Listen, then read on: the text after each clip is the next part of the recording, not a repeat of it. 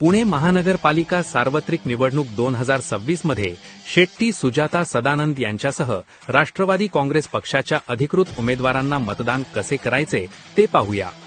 मतदान केंद्रात गेल्यावर 3 ईव्हीएम मशीन असतील। तुम्हाला मतदान एकूण 4 म्हणजेच अ जागा, ब जागा, क जागा व ड जागेसाठी करणे आवश्यकच आहे। 4ही जागेसाठी मतपत्रिकांचे रंग वेगवेगळे असतील। प्रत्येक मशीनवर उमेदवाराचे नाव व त्याचे निवडणूक चिन्ह असेल। मशीन 1 वरती अ जागेसाठी पांढरा रंग असून 2 नंबरवर काळोखे पूनम विनोद यांचे नाव असेल।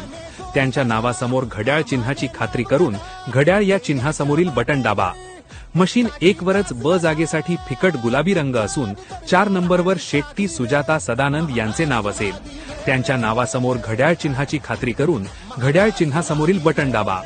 त्याच पद्धतीने मशीन 2 वरती क जागेसाठी फिकट पिवळा रंग असून 2 नंबरवर फुलावरे जयप्रकाश नारायण यांचे नाव असेल। त्यांच्या नावासमोर घड्याळ चिन्हाची खात्री करून घड्याळ चिन्हासमोरील बटन दाबा। आणि मशीन 3 वरती फिकट निळा रंग असून ड जागेसाठी 4 नंबरवर गणेश शांताराम नवथरे यांचे नाव असेल। त्यांच्या नावासमोर घड्याळ चिन्हाची खात्री करून घड्याळ चिन्हासमोरील बटन दाबा। ड जागेवरील घड्याळ चिन्हासमोरील बटन दाबल्यानंतर बझर वाजेल।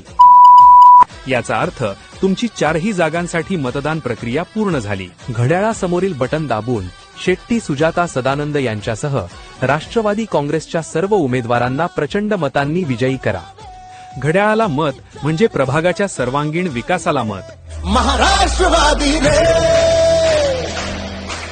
महाराष्ट्रवादी